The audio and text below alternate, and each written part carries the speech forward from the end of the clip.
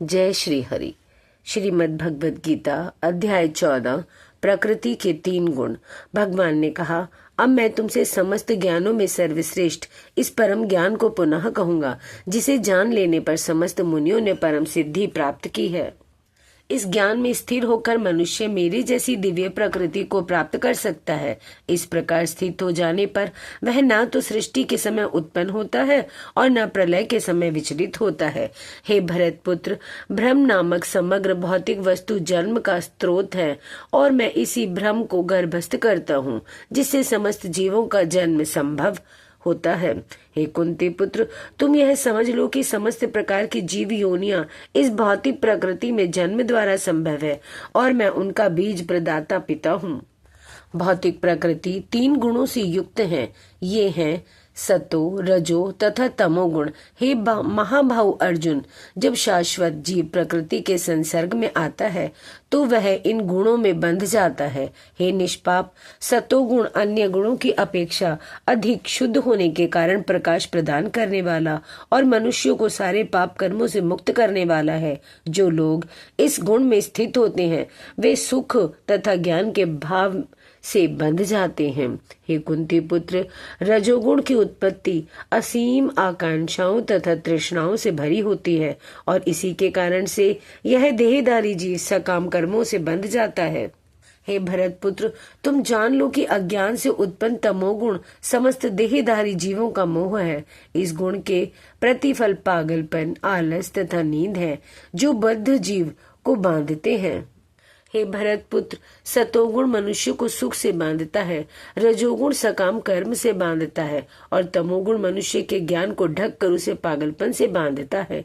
हे भरत पुत्र, कभी कभी सतोगुण रजोगुण तथा तमोगुण को परास्त करके प्रधान बन जाता है, तो कभी रजोगुण सतो तथा तमोगुणों को परास्त कर देता है और कभी ऐसा होता है कि तमोगुण सतो तथा रजोगुणों को परास्त कर देता है।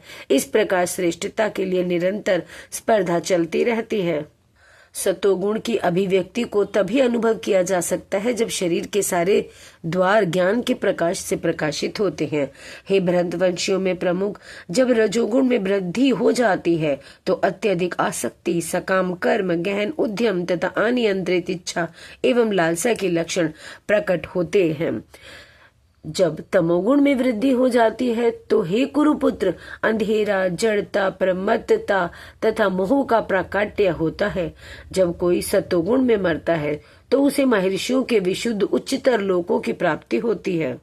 जब कोई रजोगुण में मरता है तो वह सकाम कर्मियों के बीच में जन्म ग्रहण करता है और जब कोई तमोगुण में मरता है तो वह पशु योनि में जन्म धारण करता है। पुण्य कर्म का फल शुद्ध होता है और सात्विक होता है, लेकिन रजोगुण में उत्पन्न कर्म का फल दुख होता है और तमोगुण में किए गए कर्म मूर्खता में प्रतिफलित होते हैं। सतोगुण से वास्तविक ज्ञान उत्पन्न होता है, रजोगुण से लोभ उत्पन्न होता है और तमोगुण से अज्ञान, प्रमाद और मोह उत्पन्न होते हैं। सतोगुणी व्यक्ति क्रमशः ऊपर ऊंचे लोकों को जाते हैं, रजोगुणी इसी पृथ्वी लोक में रह जाते हैं और जो अत्यंत गर्हित तमोगुण में स्थित है वे नीचे नरक लोकों को जाते हैं। जब कोई अच्छी तरह जान लेता है कि समस्त कार्यों में प्रकृति के 3 गुणों के अतिरिक्त अन्य कोई करता नहीं है और जब वह परमेश्वर को जान लेता है जो इन 3 गुणों से परे है, तो वह मेरे दिव्य स्वभाव को प्राप्त होता है।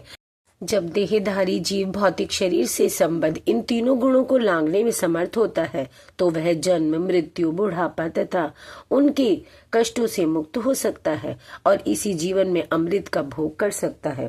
अर्जुन ने पूछा, हे भगवान, जो इन 3 गुणों से परे है वह किन लक्षणों के द्वारा जाना जाता है, उसका आचरण कैसा होता है और वह प्रकृति के गुणों को किस प्रकार लांघता है?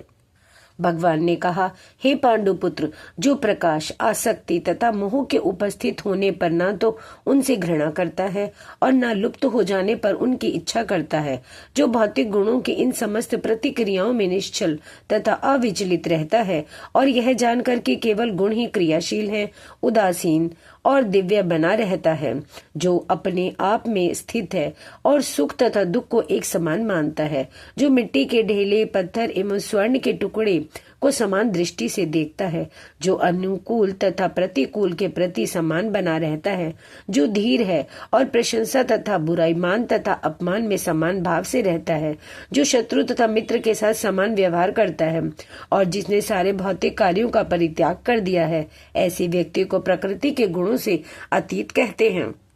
जो समस्त परिस्थितियों में अविचलित भाव से पूर्ण भक्ति में प्रवृत्त होता है, वह तुरंत ही प्रकृति के गुणों को लांघ जाता है और इस प्रकार ब्रह्म के स्तर तक पहुंच जाता है। और मैं ही उस निराकार ब्रह्म का आश्रय हूँ, जो अमर्त्य, अविनाशी और शाश्वत है और चरम सुख का स्वाभाविक पद है।